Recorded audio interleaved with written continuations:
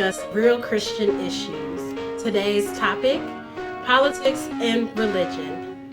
Today I have with me Derrick Bain, a Christian actor and also author of From the Heart of Giving, God's Way, correct?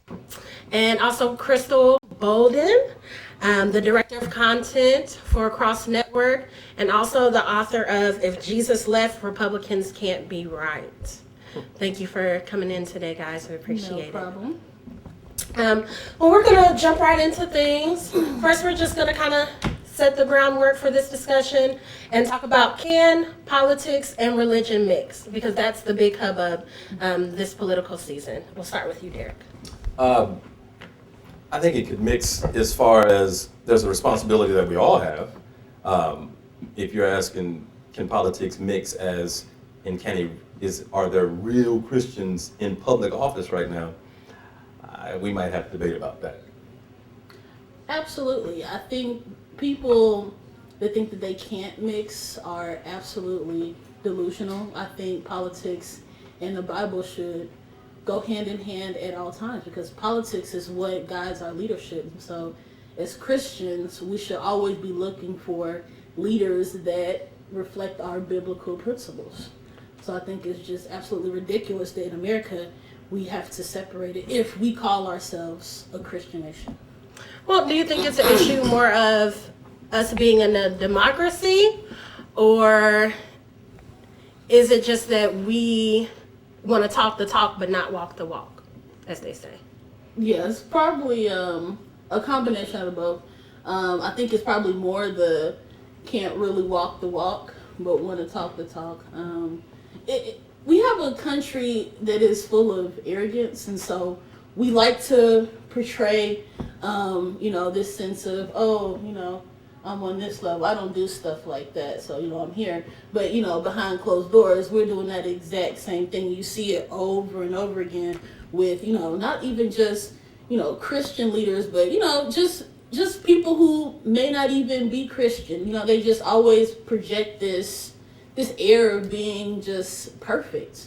And we all know there was only one perfect person that walked this earth. So I think it's that. And I think it being a democracy does kind of play a role, because we try to have religious freedom and, accept people for whatever it is they believe in, whether it's, if they're Muslim, whether they're But is that the thing? Do we really accept people for who they truly are and what they truly believe?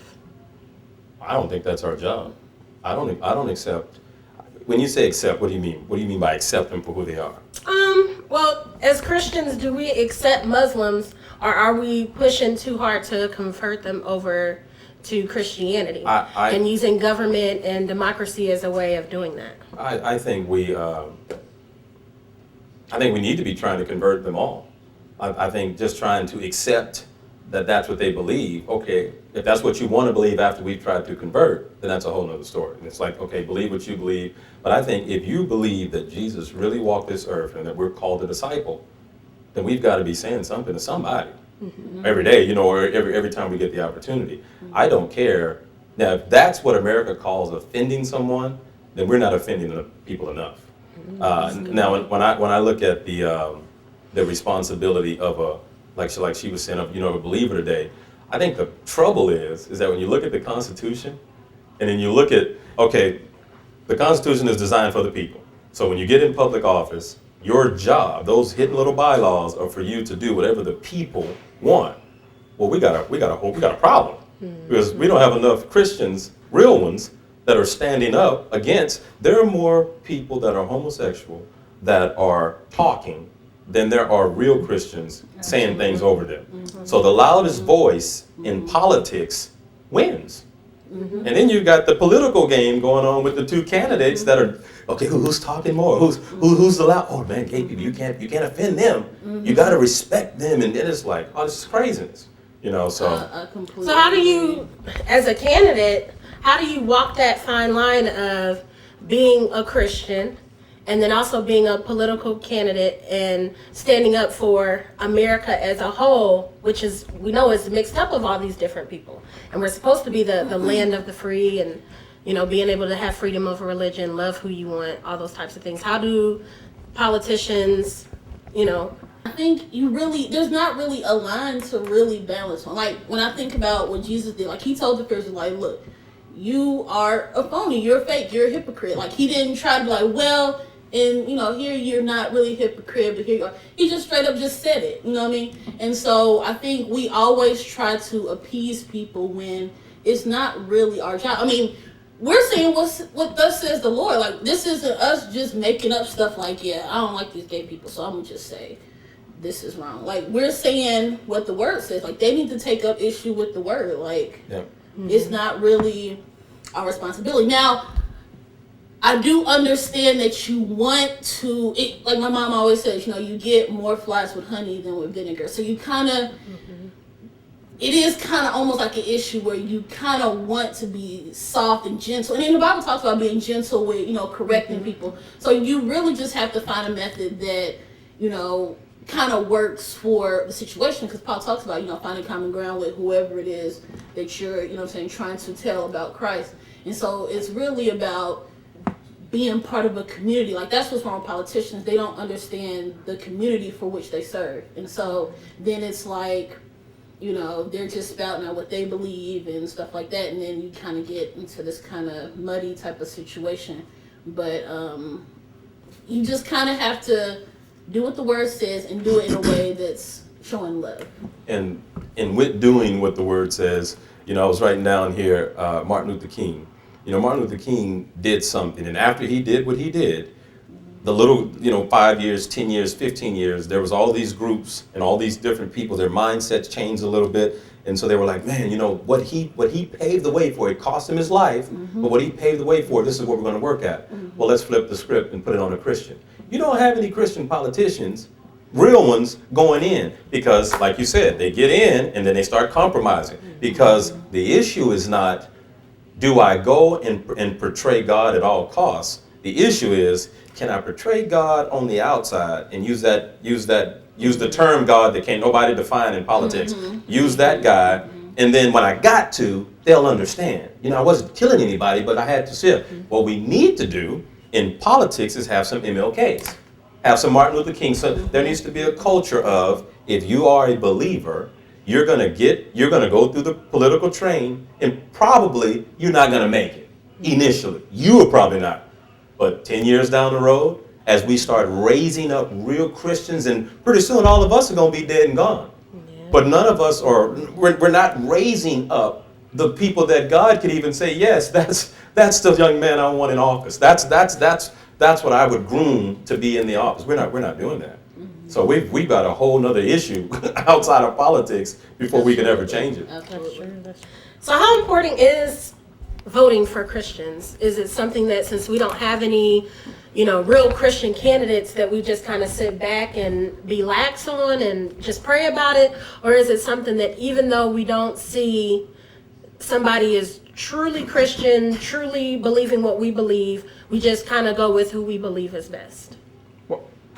Well, I mean, me and Derrick has kind of talked about this before. It's kind of almost like picking, your poison almost, or picking which devil is the least devilish, type thing.